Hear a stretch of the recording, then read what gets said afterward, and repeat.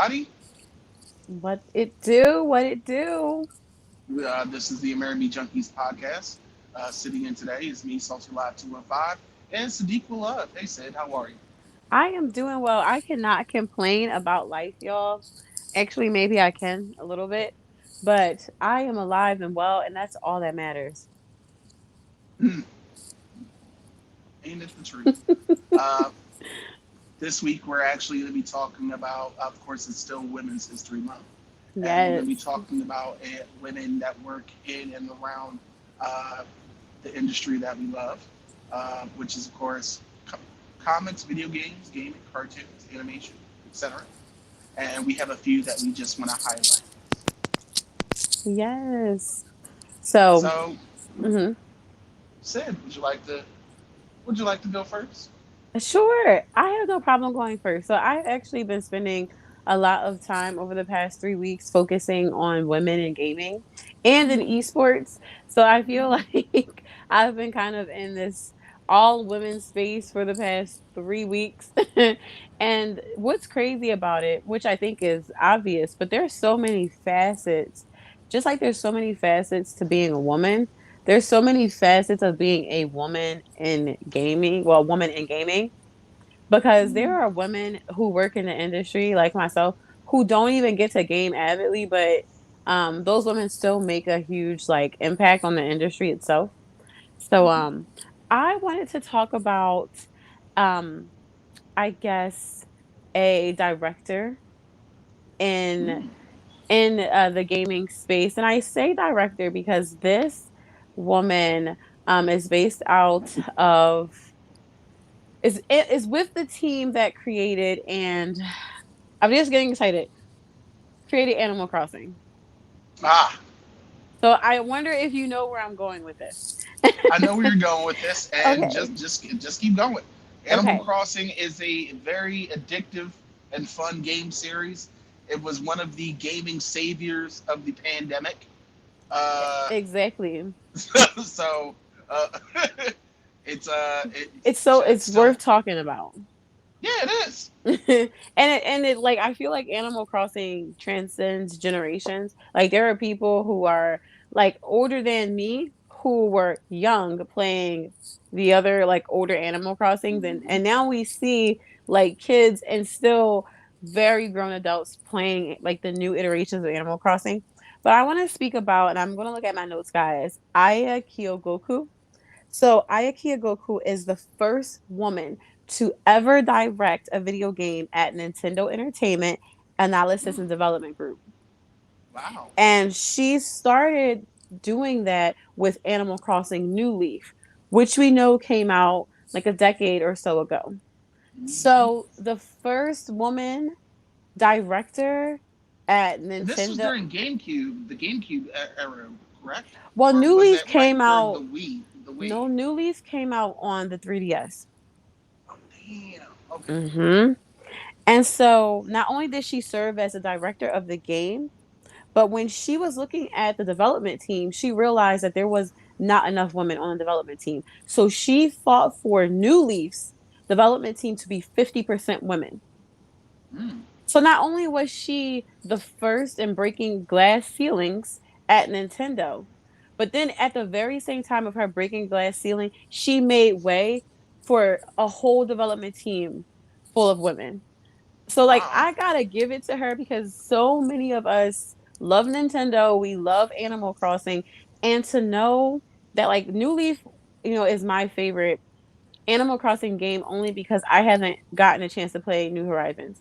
So until I get to play NH, I still will love New Leaf. And so to know that a game that I played consistently for about 5 years had an impact on the back end where women like were given a space to like succeed, it makes me feel like this kind of connection to the game even more than what I already had. So not only that, she was again charged with directing New Horizons, which we know um it broke so many records during the beginning of the pandemic. And so many people have spoken about its effect on their mental health. But there was a study done, and if I can find the origin of the study, I will for sure, like in some way, make sure we can put it in the description. But there was a study that Animal Crossing New Horizons was like the number one thing that made people happy during the start of the pandemic. Out of everything else that was in the study, Animal Crossing was number one. I have to throw And the joke in there. yes, Somewhere in there had to be like OnlyFans, and then like, dude, facts, facts. Do you know how many listen, people like yo, like come on. it's like, it's got to be in there in the rankings of the things that got Mhm. me through the pandemic. Especially with people having this kind of income, like a lot of people lost their income, right?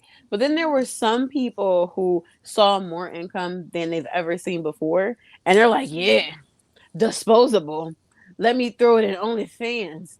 So And then the OnlyFans people were like, time to go get more bells of Animal Crossing. okay.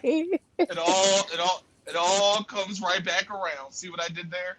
Do you know how many like Isabel's like clad in panties and thongs made Bruh. money? I wonder how Aya would feel about that. But at the same time, I'm just thinking like Aya's like, yo, I'm making way for women Nintendo. I ain't got time to worry about what y'all doing on OnlyFans. I just remember when I just remember when there was talks. It was like it was something weird. People were talking about Isabel, hmm and then this one cosplayer, Amazing Taco, did like an Isabel cosplay, and hmm everyone was like, "Yeah!" Yeah. And then for some reason, that well, not for some reason, they people were doing fan art putting Isabel with Doomslayer because Mm, Doom came out on the same day. hmm So it was like I it's quite the combo. yeah. And the one thing I like about Animal Crossing is that as you're talking about now, Animal Crossing like crosses over into meme culture so well. Like you can take any series, any real life person and attach something Animal Crossing on it and it'll be a relevant, understandable meme even by people who don't play Animal Crossing. Like Mr. Especially Rossetti, after 2020. Wait, what did you say? Mr. Rossetti, I'm gonna have to look Mr. that up. Mr. The Mole.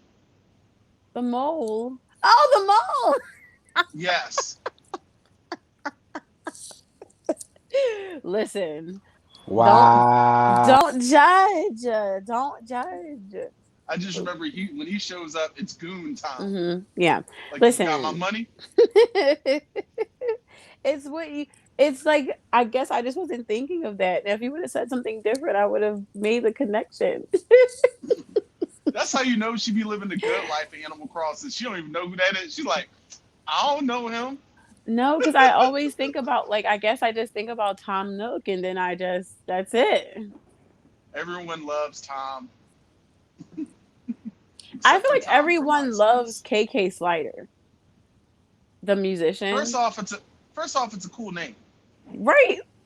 Yes. And he got soul, okay? Secondly, outside of the alpaca that run the shop, which is so crazy that I can't remember their name right now because I was literally playing Pocket Camp like a couple days ago and I had to talk to them. Um but they also I feel like people should love what the hell is his name?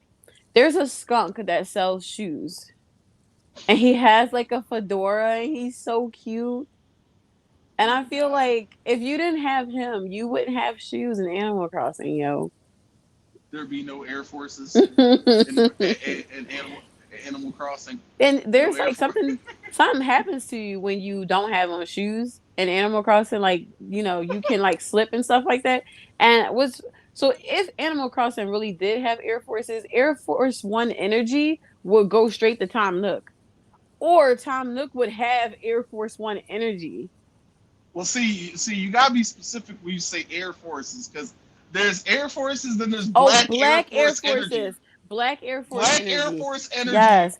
Not Air Force One, Means because Air Force you One can. energy reminds me of twerking. Yeah, Black Air Force energy means you Fight. here to fuck up everybody's day. Exactly. Basically. Like Now I basically. don't play Animal Crossing, but I have seen some beautiful stuff happen in their Yeah. community. Yeah. I remember there was definitely um, uh, a bunch of Muslim folks around the world who they were during the pandemic, so congregating really was a thing. But they all congregated on one person's island to celebrate Ramadan together, and I was like, Yeah. that's really cool. Yeah. And the game developers recognized it and let it be known on the little calendar the Yeah. Ramadan. Yes. I love that. I love that. So And what for oh, me, like I think about where the developers are and where the gaming team is, because I would mm, assume that they're in Japan, because obviously. And I feel like when you're in your origin country and you're making games that everyone plays globally, sometimes there can still be a disconnect culturally. of So course. for the team to like recognize that and do the research, There's a reason. There's a reason a lot of folks don't get the Yakuza series yeah, because they thought it was going to be GTA, but as they play, they're like, oh, this is a something lot going different. on here. Yeah. Like that kind of reminds me. No, I don't know if Sifu is based in Japanese culture. Chinese. Chinese, I thought so. But even still, some people don't understand that type of subculture within particular Asian cultures. They don't understand how Mm-hmm. hard it goes. Like you think you got gangsters where you're from, and you do. But every gangster subculture is different, but equally brutal. Yeah, the triads and the yakuza are two very different sets. I want to Don't get know. Oh no, go don't get ahead. them mixed up. Yeah, yeah, I wouldn't want to do that. I want to know what like Indian like gangsters are like, or like Middle Eastern, or even like North African gangsters. You know what I'm saying? Like we don't see a lot of um That's a good meaty point. like games around that. That's a good point. Hopefully, somewhere down the future, we'll maybe get a chance to see more of that, and may it not be the stereotypes that a lot of folks have probably just sounded off in their head. Yeah. Like, there's no Middle Eastern gangs. They're just called terrorists. Like, no, no. Pretty sure there's a gang set before you get to that area. Yes, exactly. And I think the closest thing that we get to seeing it in gaming media, and I don't know if this is Caribbean or African, is when you play Resident Evil 5 Yo, and all you're right. playing like the black against the black zombies. I'm like, that's as far as you get to like non-American black games. Like Can we, yo, Resident Evil 5 is still one of the biggest can we not. I was like, all of a sudden we went to Africa and the zombies are faster, angrier. I was like, this is getting way too racist for me. Not only yes. that, but then the physics of the game made no sense. And it's like, Chris oh, Redfield couldn't do a pull up, but he could throw a black woman from one building to another. Make it make sense.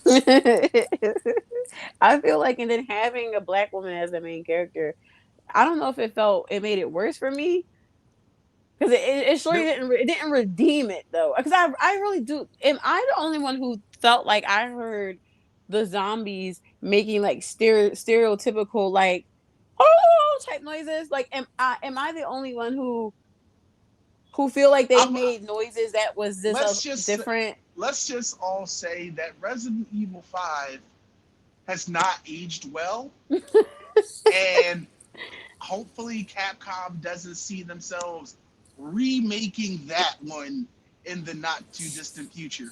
How about they make a fucking Mega Man game? Oh, Well, what's wrong with that? sorry, that's my personal. I feel like that would do very well because so many Because people, they abandoned Mega Man. They just as someone who doesn't pay attention to Mega Man, like I understand the respect and I guess the like impact it has made over its community and people who don't know anything about it. So for me, it would make business sense to make it or to release like a whatever decade edition. You know, Listen, I don't know what's going on over like at Capcom. what is Capcom Capcom up to anyway right now? fighting games, Right. that's and making sure they're good enough to do um, esports. Outside of Mm. that, outside of that, things get extremely shaky. Uh, just like the way Konami, a lot of gaming practices over there get really weird. I still can't forgive Konami for how they did Kojima.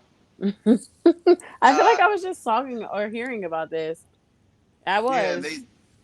can't. I still can't forgive them for that. And then they tried to turn the Silent Hill series and just into a bunch of pachinko machine games, and I'm just like, uh, anyway, we're veering off. We're veering Right, off right. into dangerous, angry territory. But this is good, right? Because it's like it's me and it's you, it's a woman and a man. And the thing is about it that we can go into conversation, productive conversation about it. You don't gatekeep over the things that you know, and I don't gatekeep over the things that I know. Because I'm And like, I want people to learn. so that's the one thing I want to learn.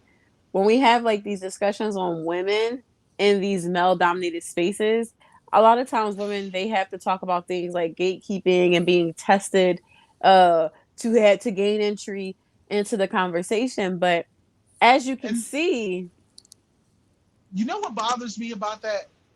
And it bothers me so much. mm, The misogyny that came out of gaming happened out of a pure no one knew what to do in the late 80s, early 90s. You know about this, correct? I don't know what you're talking about exactly, but It's a weird little story. I'm gonna tell you we're about to go we're gonna be doing a break in a couple in minutes, a and couple when of we come back minutes. I'm gonna get into it. But Okay. it's dumb. It's really dumb. That's strange because It's the one of the women it's yeah. Go ahead. oh no, one of the women that I was going to talk about is a creator of a game in the 80s that was very popular. And I just wonder, I'm sorry, I just wonder what her fame or lack of fame was like because she was a woman developer of such a popular game. And I don't want to focus on Hmm. women in gaming only. It's just that my two industry picks are in gaming because I work in esports now. No, But that's perfectly fine. so this kind of like once I hear about this sort of event that happened, maybe it'll make some sense of what that woman was dealing with. So I guess Yeah, we'll talk about well, that when we come well, back. well. I don't know because I think I know who you're talking about, but my story is dumber. Dag. It's it's like it's dumb with the B in there. Can't Hmm. hide it. Like it's that Yeah. type of dumb. But seriously, we're having a great conversation here. Yes. We're talking about women in the industry. We're the Amerime Yes. Junkies.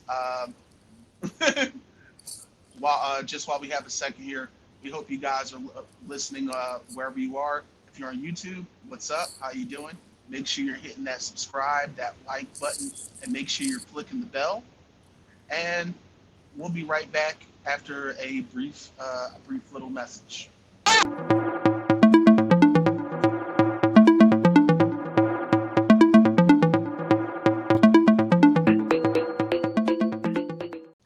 But okay, we're back. Hmm. Stupid story. Okay, Now, I'm ready. when the Nintendo Entertainment System was coming out in 1989, Okay. American department stores didn't know where to put it. So they put it in the boys' toys section. Please help us. Please That help is when us. That is the Yeah. literal seed where That, all the yeah. misogyny in gaming has grown from. Please help us, y'all. Like, I told you it was. I told you it was gonna be stupid. Was I lying? why didn't it go into just overall electronics?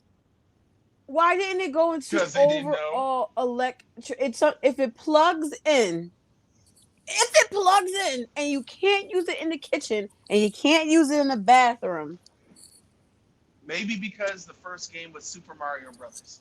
if it gotta hook up to a TV or if it got a screen, it needs to go with electronics. I don't know. I'm just But telling you. you trying to tell me that they were so bamboo like Yeah, yeah, they were bamboozled. oh my god, help me. Okay. Yep. I'm And you can looking. also Oops, sorry. I'm looking at my notes here, which is why I keep looking down. If you guys are noticing, I just want to It's make all sure good. that I have my notes up. Um, Okay, but I wanted you my to my. get into a pick of yours. Oh yeah.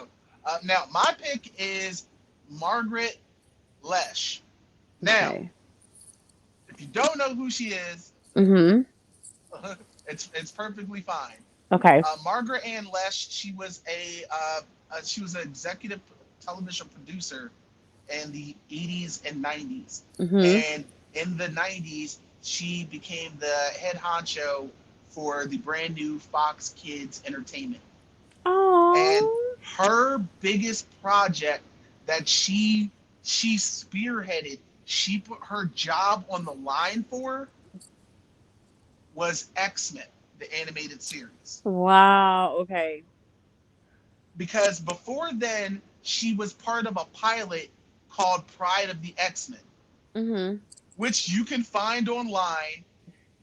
The animation style is exactly the same thing that you would see in the X-Men arcade game Oh. that Oh. people still love today. Oh. Wow.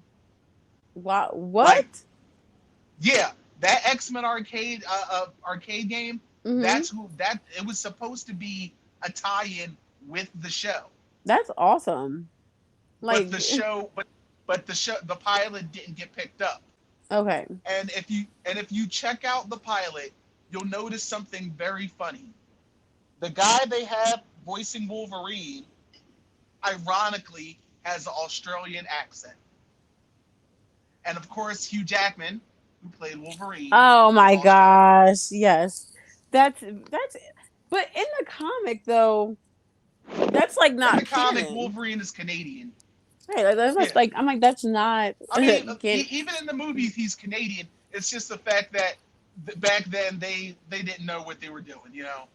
They were like, yeah, I give him an Australian accent. It's all right. I'm starting to feel like the 80s and the 90s was like literally experimentation, in Cocaine. TV and film and just overall media. Because if you think about some of the things that was created in the 80s and 90s, like consumed media, Mm-hmm. like I even think about the song like "She Blinded Me with Science." Like I think Lightning with of science. like when I think about 80s and 90s, I think about stuff like that, Creep Show. I think about like Yo, Teen Wolf. Creep Show is hands down one of my favorites. But let me get back to this now. Mhm. Back then, uh, when I say a lot of people did not think this cartoon was gonna fly, Mhm. a lot of people, even Stan Excuse Lee, me. Oh, I wonder why he felt Stan that way. My nose is Well, itchy. because he had never seen he had never he did when he saw that she wanted to take the cartoon in a more dramatic approach. Mhm. He thought that was going to be crazy. He was like, no one like he's like the kids aren't going to be into it. Okay. Because if because for folks who remember, yeah, X-Men animated series was was not it was very adult. it really it did not real it literally didn't hold hands for kids. It definitely made, like, I loved watching it because it was like, okay, I watched, Bugs Bunny and them, that's cool. But now to watch this serious cartoon. I can say that I feel like there was cartoons like that quite often, especially in the early 90s when I watched cartoons that felt like that. And it was actually very normal for me and my adult cousins, like me at like 5 and 6, to watch the same cartoon as my Mm-hmm. adult cousins and them have these deep dive conversations about it. And me and my little cousin being like, bam, boom, yeah, that was cool, but they're over there having like whole dissertation type conversations Mm-hmm. about the characters and their stories. Yep. So then like And coming up as a teen, those stories that we saw in the movies seem natural to me, mhm. you know. And the craziest part was the production behind that first season was maybe one of the craziest things ever, because they they put everything they could into the first episode. Like they banged that first episode out. It was done. It was ready. And Fox was just like, okay, Mhm. we'll show it. And they were like, whoa, whoa, whoa, we're not ready with the rest of it yet. And they were like, well, we don't care. And they were like, all right, so what are you guys gonna do? We can have the rest of it ready in a couple weeks. So what are Oh. you gonna do? Keep showing that first episode over and over again? Mhm. And that's exactly what they did. Wait, what?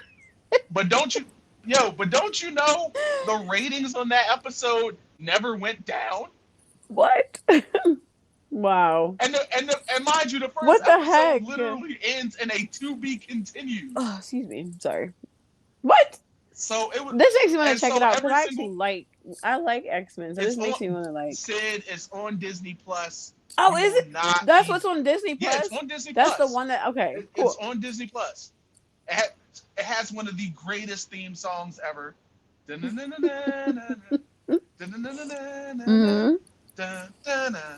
But I mean, it really pulled people in. It's like it threw characters directly at you.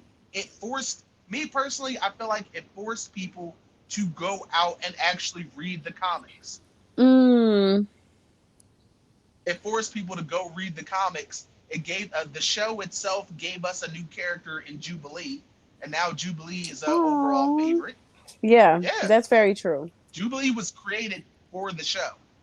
It's what's so interesting is that I feel like there was a time in Xbox history, like post Jubilee being debuted, that Jubilee wasn't talked about for a while, and then like kind of made a Mm-hmm. comeback. This is true. That might have had something to do with the X Men, the Wolverine Jubilee comic series, Okay, so where because I feel like I wouldn't they were know, like a little team. because I remember when I That's was okay. picking up comics, I was trying to figure out like what comic do I want to read. And one of the things that I've said this before that turns me off about comics for me is that there's too many universes in in one subject. Or like even when I was picking up X-Men and they were saying, "Oh, they want to get rid of X-Men." I'm like, "Well, I'm not going to like devote myself to an X-Men comic." Yeah, Um yeah, I just didn't Disney want to was do not it. when Disney acquired everything and the division was there. It was just like, listen, we got to just get rid of it right now. But now it's back. Yeah. But now it's back. And now, as I was said, it's announced last year, they're Mhm. bringing back the '90s cartoon. That's why it's called X-Men '97, because Right. that's when the show ended. Yeah. Okay. Makes And sense. the way it ended, it was kind of messed up because Saban Entertainment took over and they like cut the animation budget and they sent the animation to another team. The fourth, like the last season, And you can said tell that there as was an a change.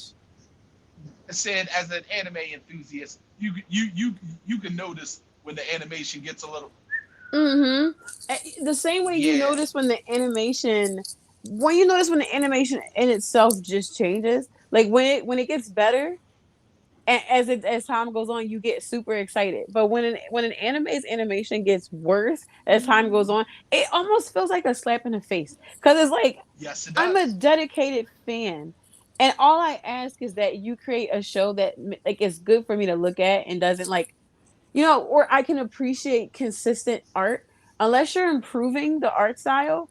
or you're doing something that like represents a different story, can you please give us consistently good art? Pay your animators. Right. Pay your animators. Don't skimp on the animation in the animation. Come on.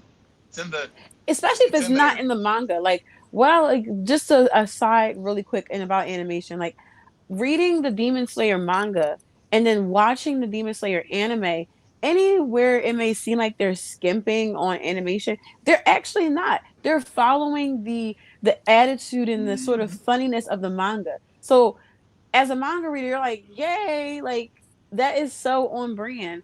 But if you're like doing that for a manga that is like constantly fully drawn out and you're putting like little squiggly characters in space in Right. place, I'm gonna be disappointed. Like, why you even go there? You could have just left it as a manga for all that.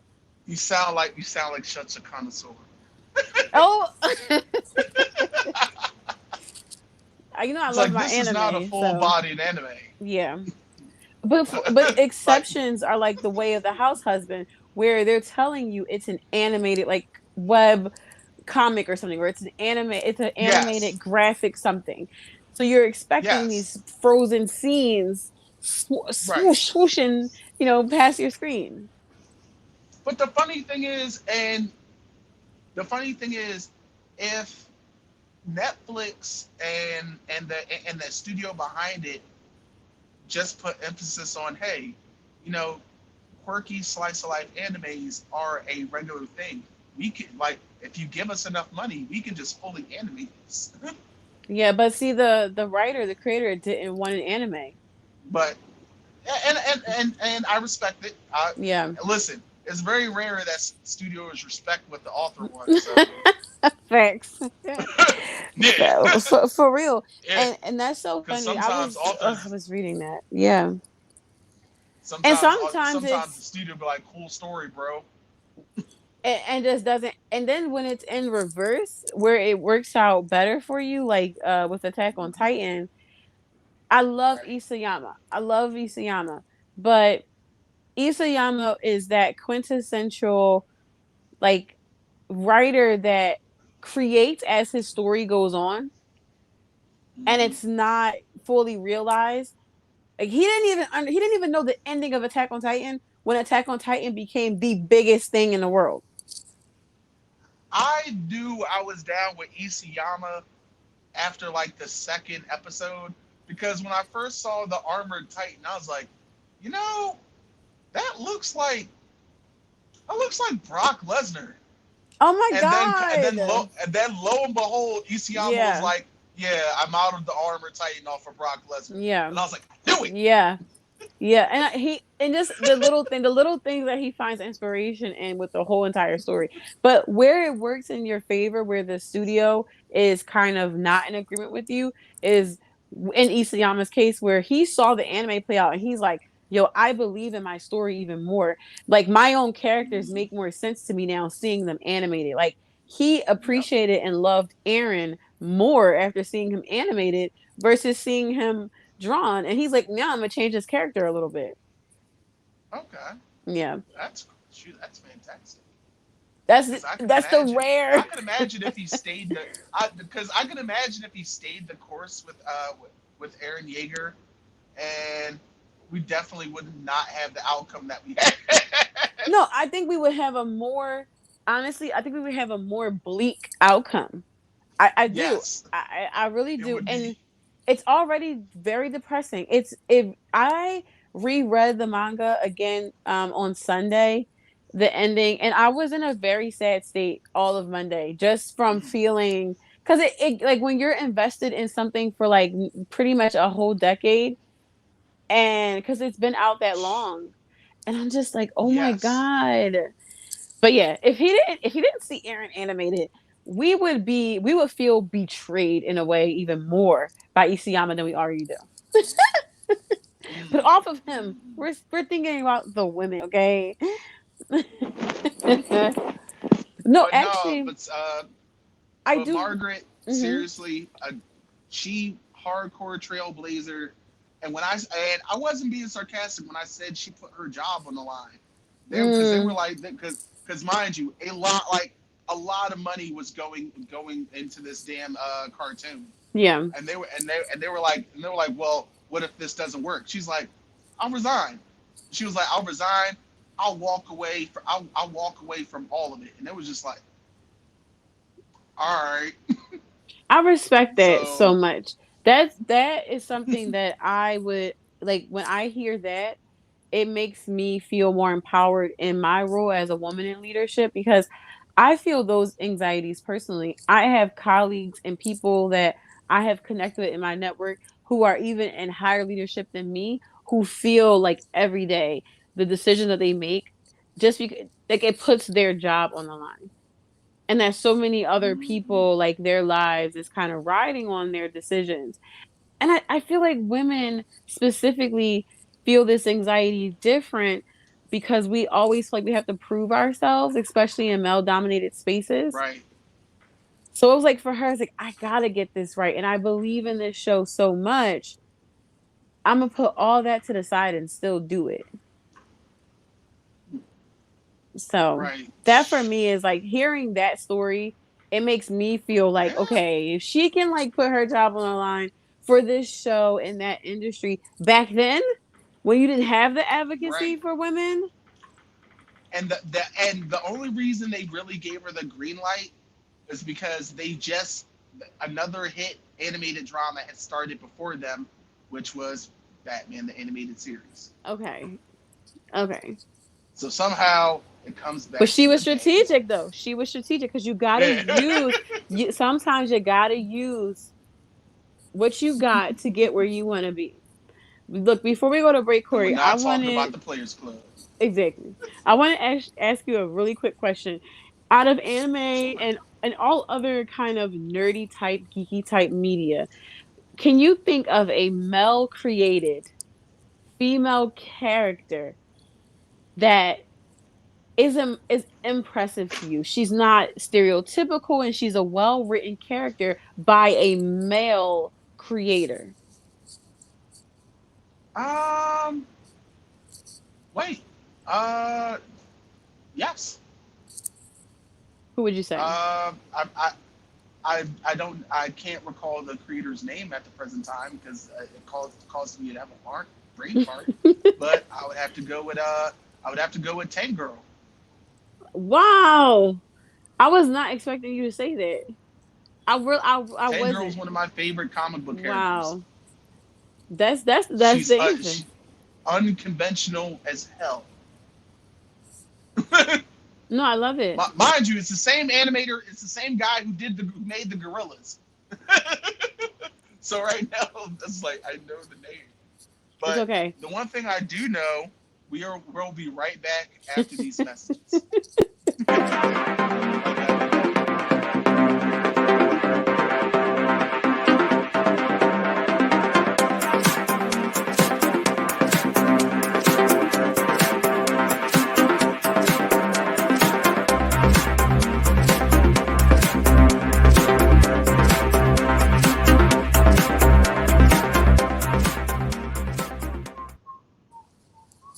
Do And we're you? back. Yes, we are. Now I know this is off topic, but when you were whistling just now, literally the song I sang in my head was "Make His Pockets Hurt," which is so funny because we're speaking about women in the industry, and there is an industry out there for women who specifically look for men with heavy pockets, and their motto Hey, is "Make his pockets hurt." I thought and the you were sad with. part is, I was whistling the same melody, Okay. but a different song, and it's by the Yin Yang Twins. Oh. So what? I wasn't far off, you I'll be, know. no, and that's the scary part because I'm just like, wait, you're not wrong. Yes. You're just kind of wrong. I can't. I can't. I can't. Okay. It's your go, dear. Okay. So I wanted to. There's. I have another, but I wanted to speak about this particular woman and so I did a show yesterday which I did this research specifically for this show But the show I did yesterday called for me to use this research. And which we had on our page, so people watched. yay! So yeah, so when I was talking about it on the bag show, I didn't really go into deep thought about some of the things that I was thinking.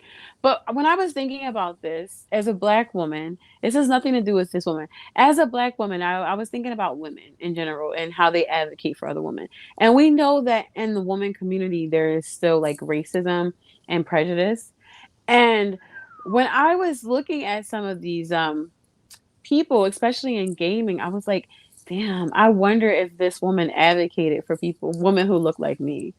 Um, but my final thought went to, if it wasn't for these women, regardless of their stance, there wouldn't be space for all types of women in these industries. So I just wanted to say that because this woman, I really respect what she did.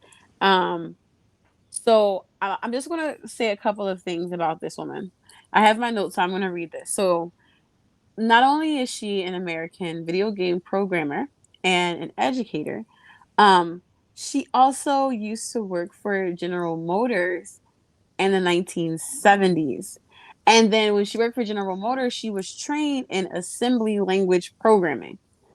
And she just worked on like all these really cool, cool things. Like physically building stuff that mostly guys could work on, and creating like that digital programming on top of it for General Motors. um so then she joined Atari's co-op division, and she was the only woman, and she became a software developer and a software engineer on one of the most famous games ever, Centipede. Yeah. So Donna Bailey, literally born a year after my grandmother, developed alongside Mm, Ed Long Centipede. I feel and Centipede mm. is something again that crosses generations. My mom played Yes, it does. Centipede. My grandma, who didn't even care about video games, played Centipede. So, I mean, even if my great grandma was alive decades after Donna was born, and she was alive to see Centipede. And my great grandmother was Mm-hmm. born in 1920. Mm. But this was a time when people and kids, and they would go to arcades and they would play like these games. And so my great grandmother took her kids to arcades, and they Mm. probably played this game, which most people don't know was developed by a woman, and the Wow. only woman at Atari at the time. Yo. Like, look at The how more you know. much she like did for women in the industry. And she didn't even probably get the fame at the time, because being famous for developing games in the 80s was already not a thing. So then to be a woman doing it, it was like, that's just my job. Yeah, But really it you're was you're you're trailblazing unintentionally. Yeah. that like yeah, game developers and engineers are just now starting to get more of the rock star treatment, if that's the right Mhm. way to say it. Yeah. And in a way it's like, it's why I kind of love the indie scene.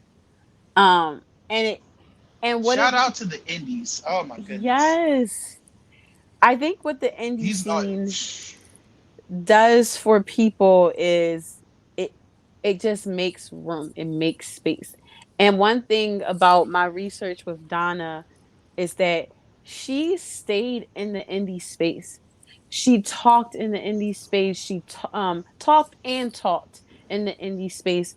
Um, and a lot of people got to look up to her as like a mentor, especially in the indie space. And for me, that kind of shows how there are women of that time who were making space for all women, and not just white women. They were making space for all women. And even in the indie space, I mean, black creators can thrive in the indie video game space.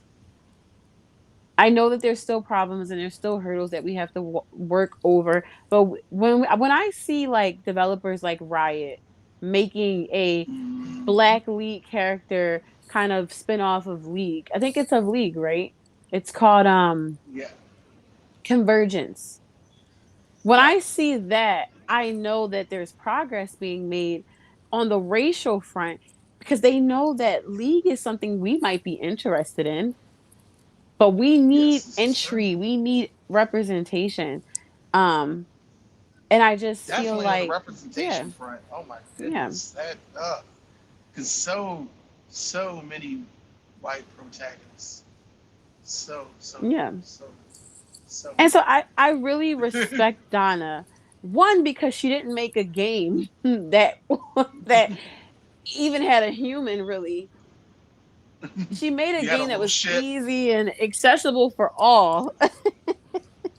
and looks cool under black light. Yes. And it just Centipede under black light will freak you out in a good way though.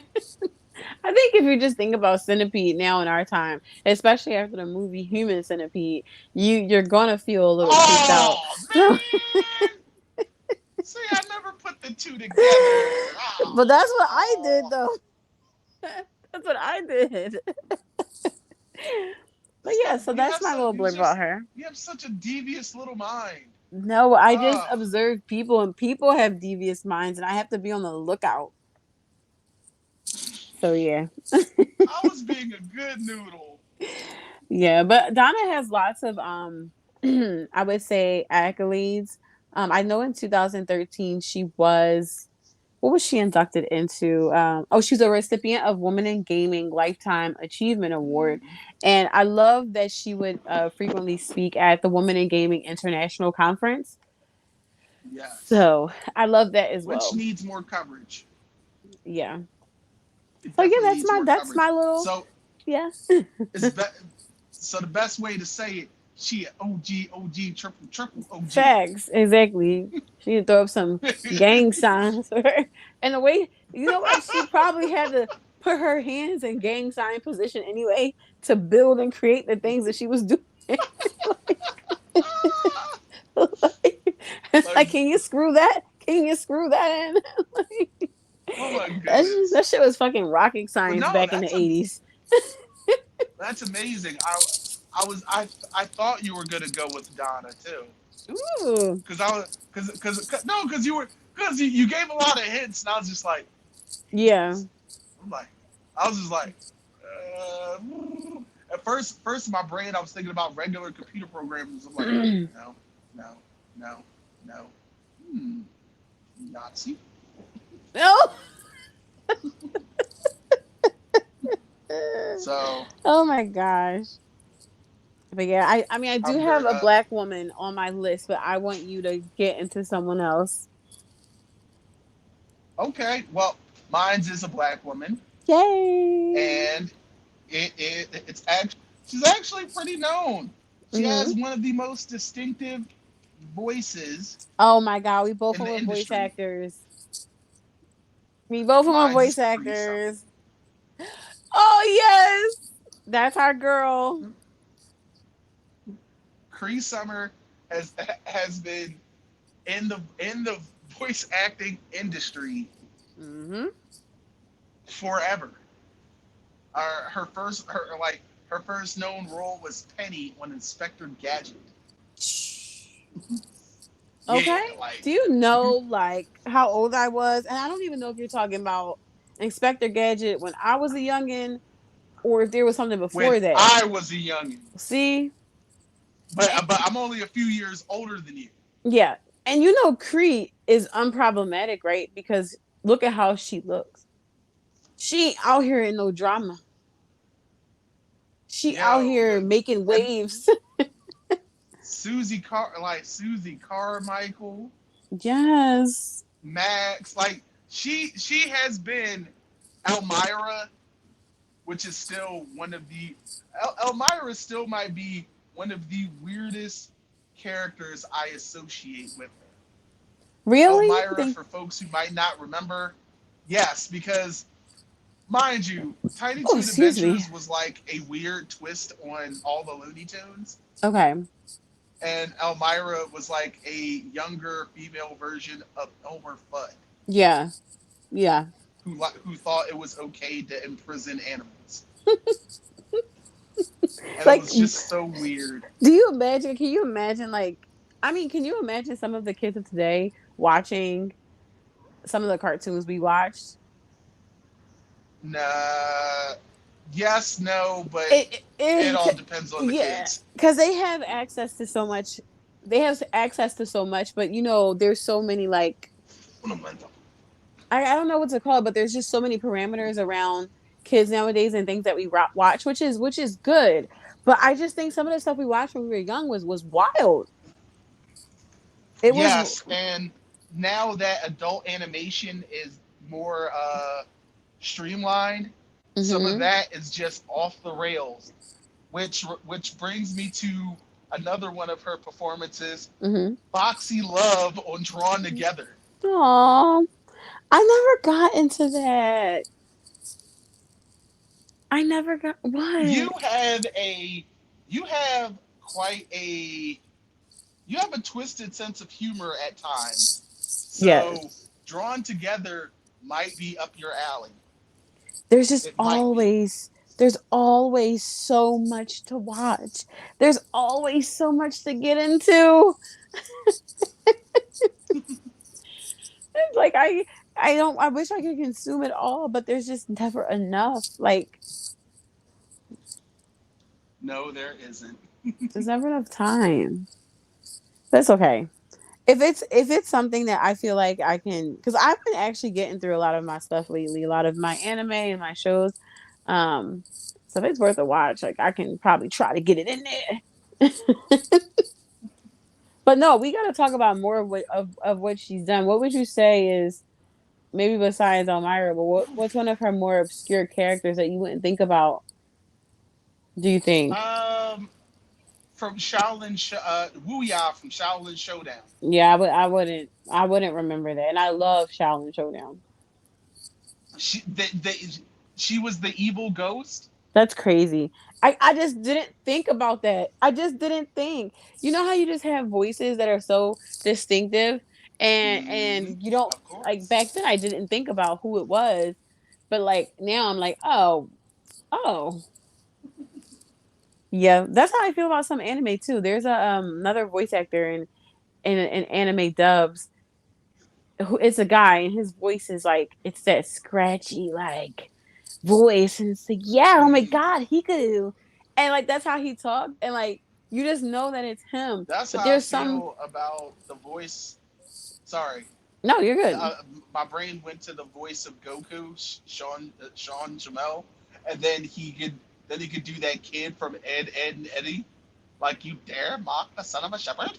I just I just can't do I just everything that like that I feel like the character Goku touches it's not like in a bad way but it's like from the voice actor to the goddamn writer it's there's always a tinge of annoyance like for me even if I respect it it's just always like a Yeah, tinge of annoyance. I know.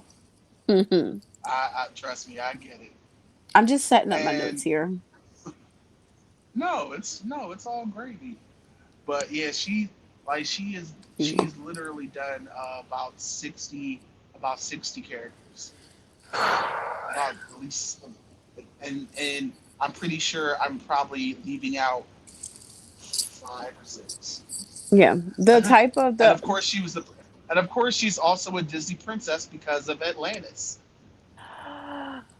yes. Why didn't I connect that? I literally just watched that like 2 months ago with my mom, or it was in December. What the hell? See, I don't know. In December, it was all about the house magical. So wow, was it that long ago that Encanto came out? Because it's still so fresh. Like I'm yeah, still, we don't talk that's about because Bruno, no, no. Like no, no, no, no. he's still singing it. That's because that John. Listen, That's because the look. Side note, y'all. We have to admit the music in Encanto just slaps. It's good. It slaps. It's so Listen, good. it just slaps. Of course, the song is better than Let It Go. Come on. It's too easy. Yes. It's And I too feel easy. like Let It Go is still a great song in itself. But we don't have to reveal But it. We don't have to revere it as best of all time. We can just say it's one of the top Disney songs. You know what I mean? Because it's really a good message yeah, but song. oh yeah, no, no. The message is great. Yeah. But we don't talk about About Bruno. Bruno, no, no. We don't talk Which about Bruno. it was our wedding days, wedding day. Yep. Wasn't And it even that, I nice? love when they do all the harmonies together at the end of the song. That's like one of my favorite parts of the Yo, song.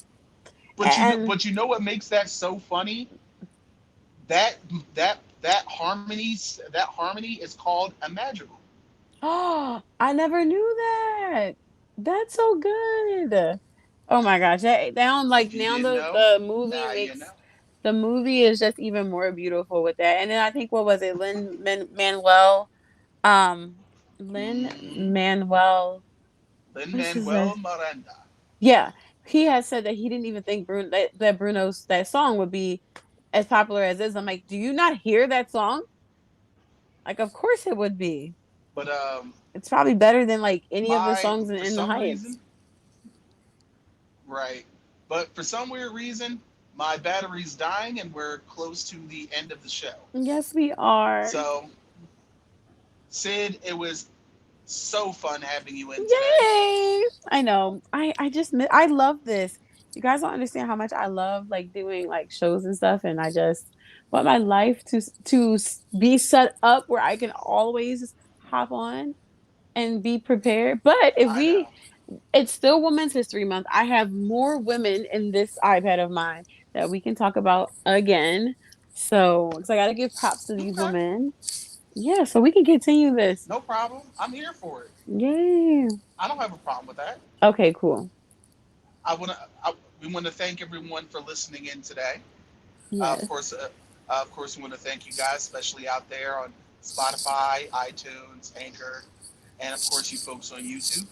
Make sure you're hitting that subscribe button. Make sure you're hitting that like and hit that bell. Special shout out to CC the Geek from HPC UConn today. This week is her birthday. She was just on the Yeah. show. Make sure you check the episode out. Big shout out to her. We hope she's doing well. And She's doing big until next time, we things. want you guys. Yes, she is. And until next time, I would like for everyone to take care of themselves and each other. See ya, Sid, it's always guys. a pleasure. Yes. Bye. Bye, guys.